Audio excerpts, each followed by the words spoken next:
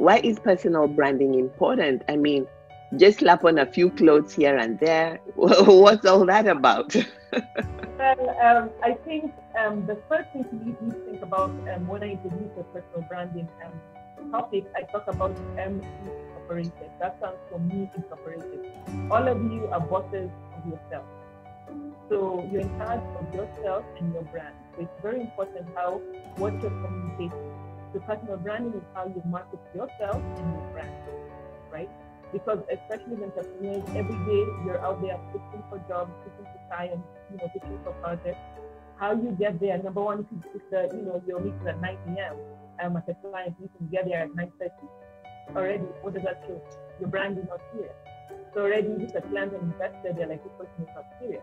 So personal brand is not only about how you dress, it's your values. You're going to get there on time, or your integrity. I mean, personal brand is everything about you as a person. Image is one thing, but are you a person of value? Say you'll deliver a project by Friday. Will you deliver it, or will your phone be off on Friday and then still money? I notice small business owners are very good at making excuses, like there was traffic, I couldn't help it, or my child fell sick, I had a family drama, so I couldn't come. So what would you tell these entrepreneurs who really, the solopreneurs who they're on their own, and the business depends on them, their family depends on them, and all other kinds of things. So what would you recommend for this person? I would who's always making excuses? If you're having a problem with your family, yes, you whatever it is, if you're having a family issue, you're going to be late. Communicate. People appreciate communication. Then they know. If you can't make a deadline, just call and say, I can't make it. Just please give me time. And then don't call on the day of the deadline. You know those people who call you at 10 minutes before time and tell you they're running late? Or they call 10 minutes after the time and say, sorry, something came up. Yeah. So I think the biggest thing about being a personal brand is being able to manage your time. Oftentimes what I see, people talk about clothes. They say, dress to impress. You'll be addressed how you dress. So where does values come in with all that? Because how we show up, just that getting there on time is important. So how does that fit into the dressing and the values thing? Can you please tie it for us? So you're dressing to impress, you're reaching your meeting well, you told the client, you delivered within 2 weeks. And then he doesn't hear from you. You don't communicate, you don't say an email, you don't give them updates. So that's where values come in.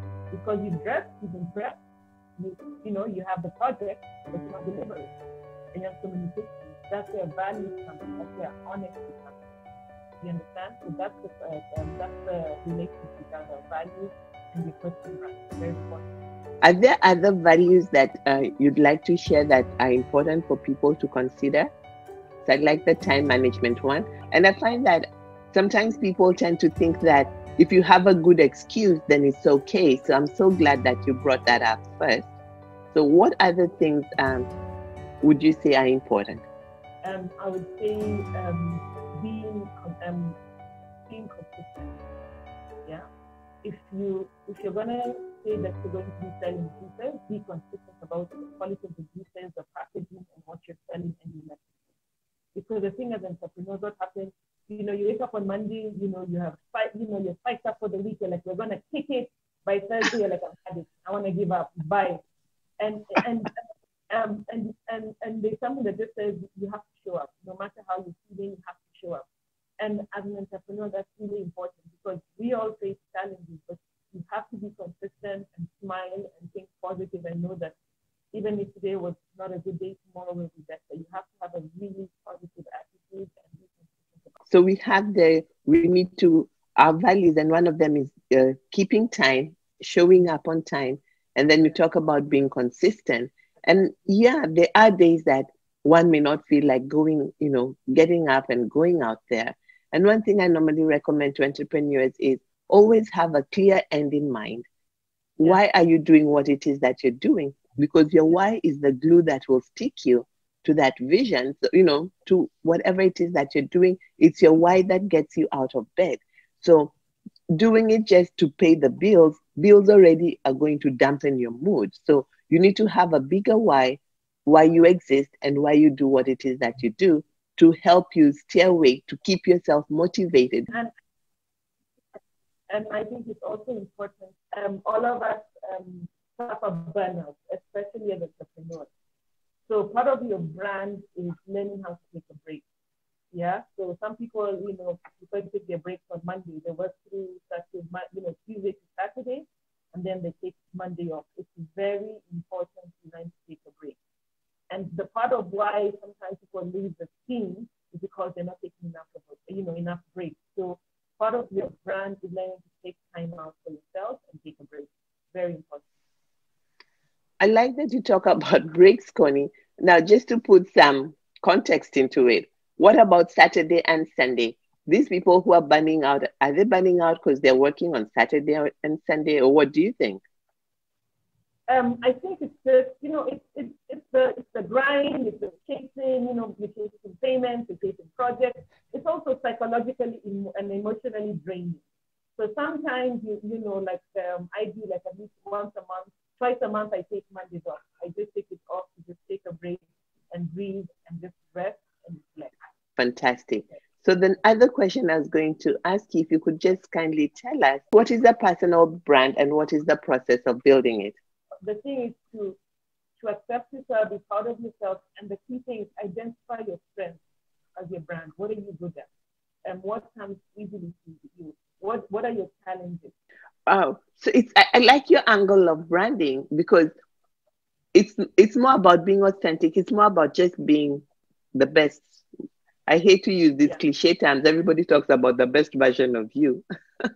I think it's just about being you, which is so cool because sometimes I find people have so much pressure trying to look like Michelle Obama, trying to look like I don't know who, but we don't know what her values are. So the first thing you said is the process of building a brand is know who we are and be comfortable with that.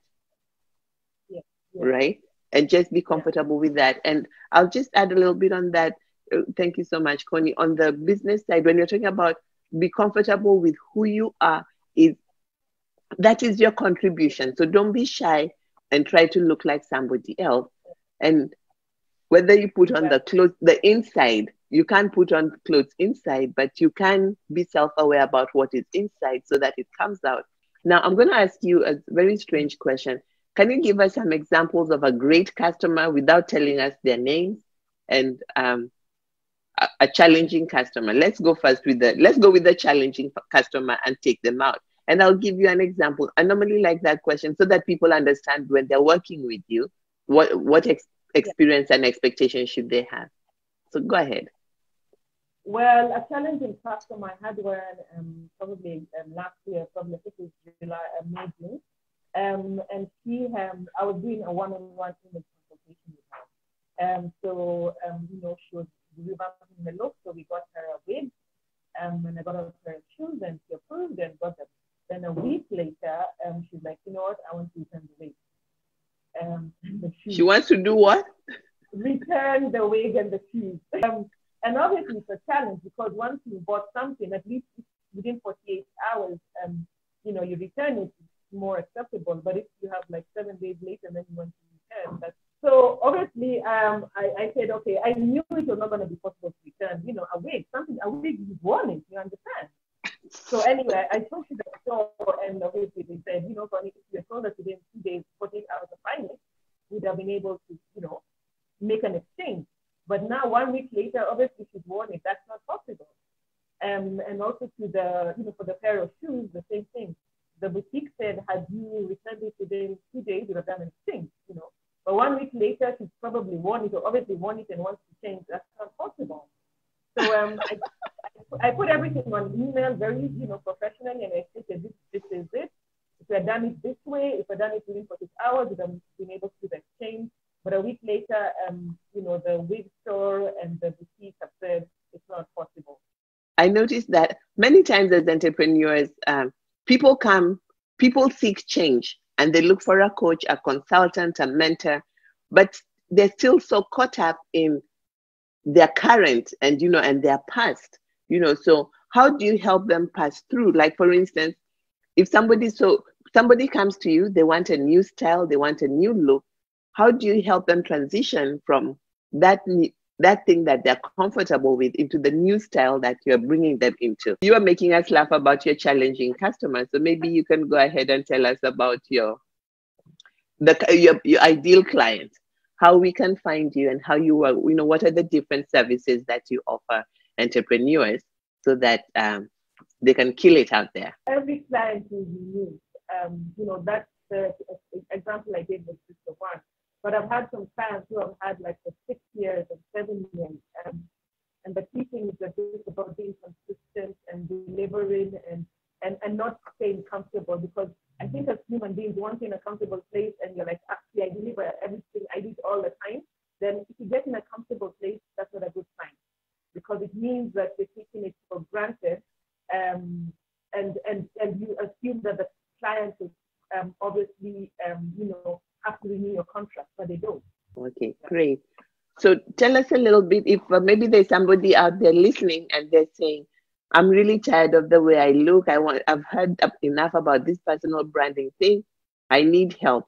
Where do they find you? What's your process? Tell us a little bit about that. Yeah, what I do is you can find me easily. I'm on Instagram. I'm at Connie and Watch. I'm on Facebook. My Facebook business page is Connie and Watch Brand Management. And then I put it on there. Okay. Then you can email me. At info at Connie Alwatch. Connie, hold on. ConnieAlwatch.com. Yes. All righty. There's a question here, guys. People watching on Facebook and on Zoom, please. If you have any question for Connie, please ask it there and I'll ask her. I saw one question from Zoom. There is a chat here. Grace, I hope you can hear us better now. And Melvin says, Connie, Melvin Delima says, we met in Toastmasters some year back, Connie.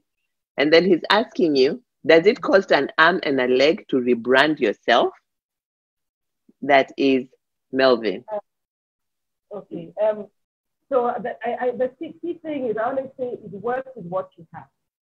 Don't work with something that you're not able to manage and not sustainable. For me, you have to be practical, especially as an entrepreneur. Work with what you have. Thank you so much, Connie, for coming. We'll sign out now. And all those people who joined us on Facebook, thank you. Thank you for making this happen. Bye-bye.